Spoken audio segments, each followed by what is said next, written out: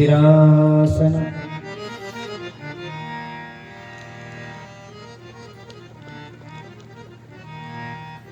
कंस ने भेज दिया, ठीक है तुम जाओ। कंस नंद बाबा के महल के द्वार पे आई और सुंदर रूप बनाया, लाल कलर की सुंदर साड़ी पहनी, चेहरे पे सुंदर फाउंडेशन लगा करके चेहरे को चमकाया, आंखों में लाइनर लगाया, बालों में सुंदर गजरा लगाया, होठों पे लाली लगाई, कानों में सुंदर कुंडल पहने, गले में हार पहने और महाराज एक हाथ से कमल के पुष्प को लेकर के ऐसे घुमाते हुए नंद जी के महल के अंदर प्रवेश किया और जाकर के कहा, बहन बधाई हो। यशोदा जी ने देखा, भाई ये कौन है, मेरी बहन आ गई। पूछ लिया, अरे भाई तू मेरी कौन सी बहन है? तो पूतना बोली कि मैं दूर के रिश्ते में तुम्हारी बहन लगती हूँ। आओ बहन आओ, सोचा कोई होगी भूली भटकी। आओ बहन आओ, तुम्हारा बड़ा स्वागत है, भोजन करो, प्रसाद पाओ। पूतना बोली, वो तो बाद में करेंगे, पहले हम तुम्हारे लाला का मुख देखना चाहते हैं। यशोदा जी ने कहा, अगर मेरे बच्चे का मुख देखना है तो मेरा बेटा पालने में सो रहा है, चले जाओ।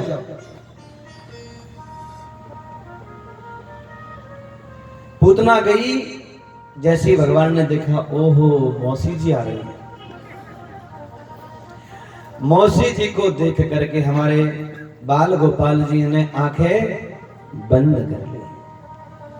देखो भगवान के आंख बंद करने का एक बहुत अच्छा मतलब है कि जब भी कोई सामने दुष्ट व्यक्ति आ जाए, पापी व्यक्ति आ जाए, वेश बदल करके कोई आ जाए, तो उसको देखना नहीं चाहिए। देखना नहीं चाहिए का अर्थ है उसके साथ में घुलना और मिलना नहीं चाहिए।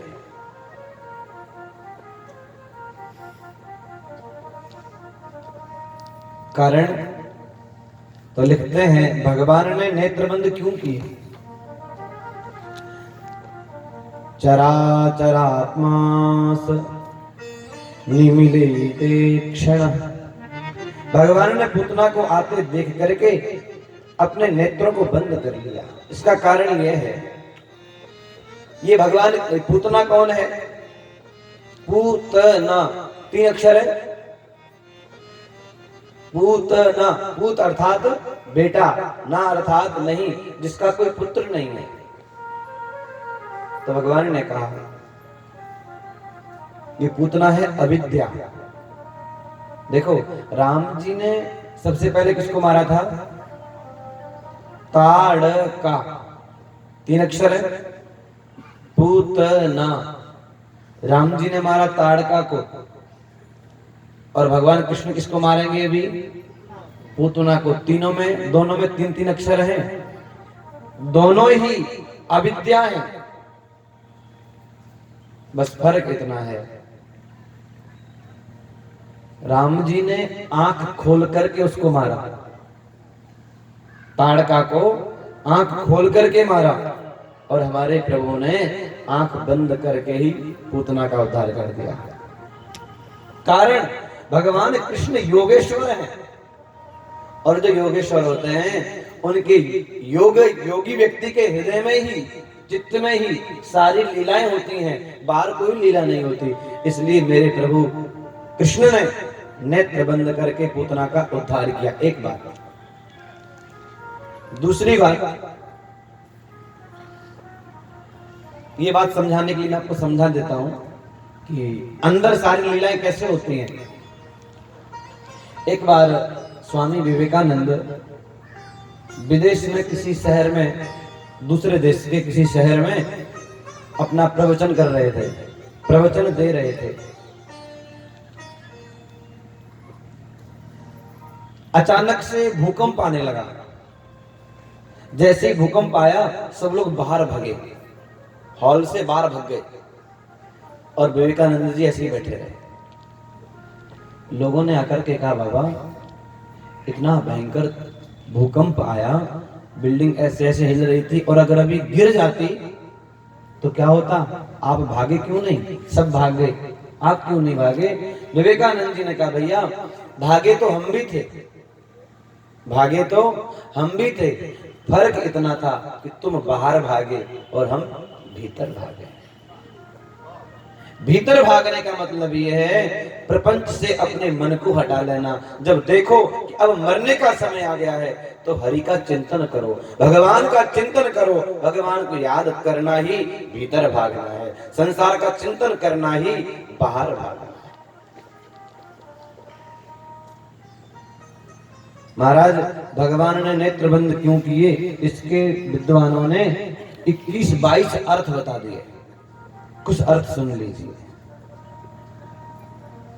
भगवान ने सोचा ये पूतना बाल घातिनी है, बच्चों को मारने वाली है, जो बच्चों की हत्या करने वाली हो ऐसे स्त्री का मुख नहीं देखना चाहिए, इसलिए भगवान ने अपने नेत्र बंद कर लिए। देखो हमारे देश में, हमारे शास्त्रों में सबसे बड़ा एक पाप बताया, ध्यान से सुनिएगा। सबसे बड़ा एक पाप बताया, वो कौन सा पाप है? सबसे बड़ा पाप है किसी बच्चे की हत्या करना, गर्भपात करवाना। महाराज मैं नहीं कह रहा हूं, जो माताएं गर्भपात करवाती हैं, मतलब पेट के अंदर के बच्चे को मरवा देती हैं, उसके हाथ लगे हुए भोजन को खाने से नरक में जाना पड़ता है। और जो व्यक्ति ऐसी स्त्री के संस्कार में जाता है उसको भी नरक में जाना पड़ता है। इसलिए मैं विनती करूं कि कोई भी गर्भपात ना करवाए। करने वाले को, करवाने वाले को, प्रेरणा देने वाले को, सहयोग करने वाले को, सबको पाप लगता है। अगर किसी ने ये गलती कर दी हो तो एक ही उपाय है, दिन रात माला लेके हरे राम राम राम हरे हरे, हरे कृष्ण कृष्ण कृष्ण हरे हरे, दिन रात जप करो तो मुक्ति मिल सकती है, पाप छूट सकता है। नहीं तो शास्त्रों में इसके पाप का प्रायश्चित नहीं बताया। तो भगवान ने सोचा जो पुत्रों की हत्या करने वाली है, जो जघन्य कृत्य करने वाली है, ऐसे स्त्री का मुख नहीं देखना चाहिए, इसीलिए भगवान ने नेत्र बंद कर लिए। फिर भगवान ने सोचा, एक दूसरा अर्थ है, भगवान ने सोचा इस पूतना ने अपने जीवन में कोई साधन तो किया नहीं है, सत्कर्म तो किया नहीं है, सत्संग किया नहीं है, भजन किया नहीं है, तो आज ये मेरे सामने आ रही है, इसको कौन सी गति प्रदान करूं, कौन सी गति प्रदान करना है, ये सोचने के लिए भगवान ने अपने नेत्रों को बंद कर लिया। दूसरा भाव यह है, भगवान ने सोचा कि रामावतार में सूर्पनखा आई थी। कौन आई थी? जोर से बोलिए। सूर्पनखा कौन होती है? जिसके सूप के जैसे बड़े बड़े नाखून होते हैं, बड़े बड़े नाखून, लंबे लंबे नाखून, वो होती है सूर्पनखा। जब सूर्पनखा राम जी के पास में आई और आकर के बोली, क्या बोली? कि तोसम पुरुष न मौसम नारी। ऊपर ब्रह्मा जी खड़े थे, बोली जी, ब्रह्मा जी ऊपर से देख रहे थे। सूर्पनखा ने कहा कि तोसम पुरुष न। ब्रह्मा जी बोले कितनी बढ़िया बात बोल रही है, वास्तव में राम जी के जैसा कोई पुरुष है ही नहीं संसार में। लेकिन फिर अगली बात क्या बोली?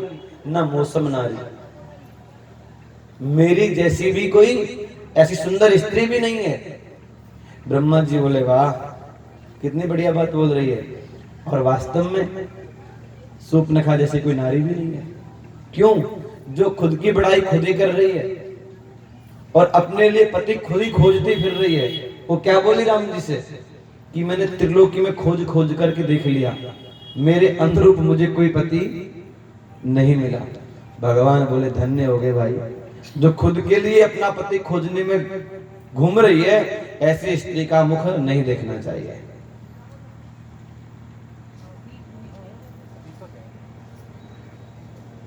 तो भगवान ने उससे बचने के लिए अपने आप को सीता जी की तरफ देखा। वहां पे लिखा है, सितई चितई कहूं रघुवीरा।